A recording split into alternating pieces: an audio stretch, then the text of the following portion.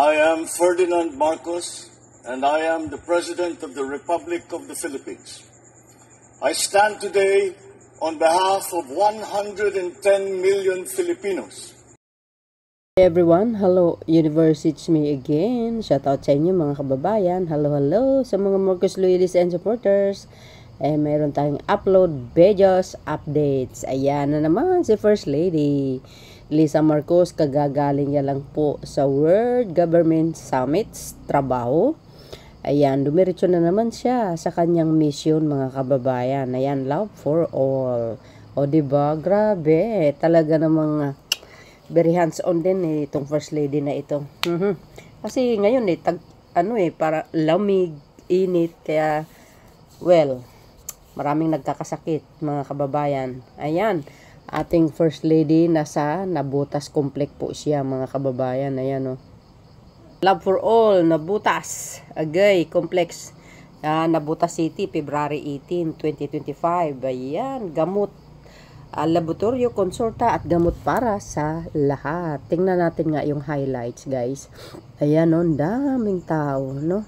Siyempre kumpleto lahat ng mga doktor na nandyan. Lagi ko nga sinasabi, doktor sa mata, doktor sa buntis, sa puso, sa bulsa, siyempre mayroon yan, hindi nawawala. Cheque nga guys no. Ayan pa oh, love for all. Ayan si First Lady kasama yung mga ibang ahensya ng gobyerno. Ito po yung guys no, panoorin nyo yung kanyang short video, okay? But before that, don't forget to like it, the button bell para lagi kayo update sa aking mga upload video. Eto na. Swerte po natin ngayong umaga at kasama po natin ang ating First Lady at para ibaba itong programang Love for All.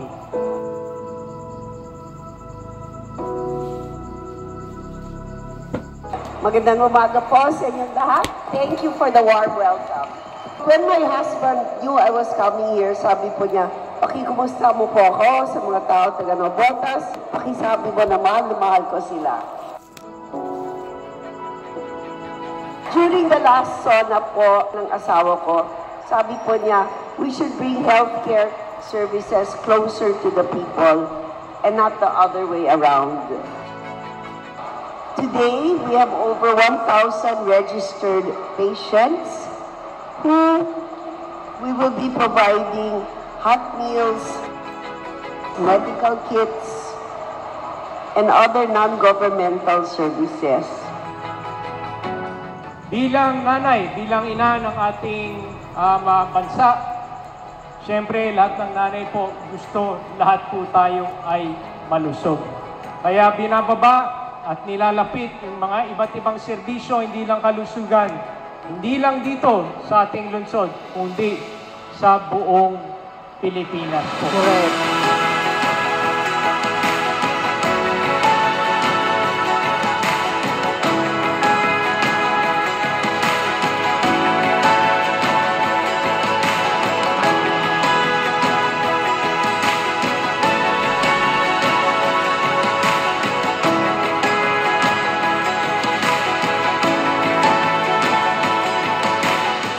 Before I close, I just want to thank all our government and private partners. Thank you for coming here today and for making this Love for All a success.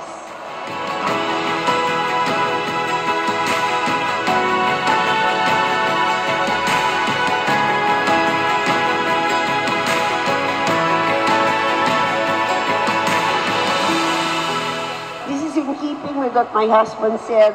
Lagi po nating mahalin ang Pilipinas. Lagi po nating mahalin ang Pilipino. Maraming salamat po. Thank you for the chance of being of service to you. Sama-sama tayo babangon muli para sa bagong Pilipinas.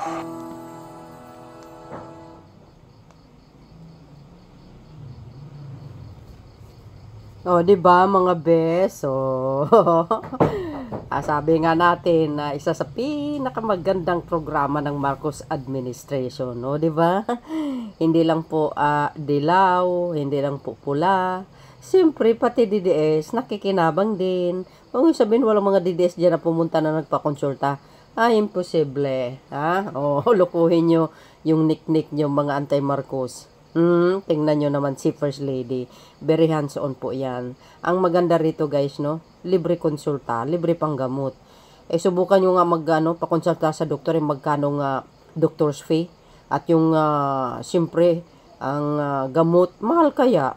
Sabi ko nga, libre lahat, no? Pag si First Lady pumunta sa lugar nyo, tulad niya, no? May libreng na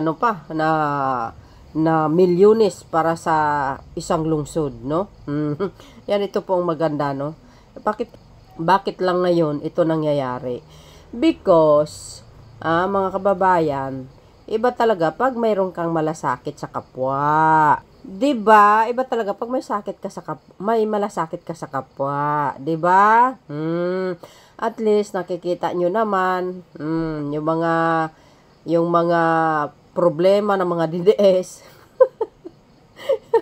Hindi naman ma-resolve ng kanilang puon. Kaya ngayon, si Pangulong Marcos Jr. ay talagang ginagawa yung kanyang best bilang Pangulo ng Pilipinas. Ganun dapat ang isang leader, di ba? Mag-isip ka kung anong magandang maitutulong mo sa mamayang Pilipino. Yan, tulad nitong Love for All. Malaking katulungan yan guys. Libre po lahat yan. May PCSO pa. Sabi ko sa inyo the best ang Marcos admin. Ngayon lang po nangyayari yan. Sa mga past admin, walang ginawa kundi magtukhang dito, tukhang doon. So, ayan mga kababayan, abangan nyo ang First Lady sa inyong mga lugar. Maraming salamat sa inyong watching. See you again on my next upload video. Bye bye bye. And babush. God bless Philippines.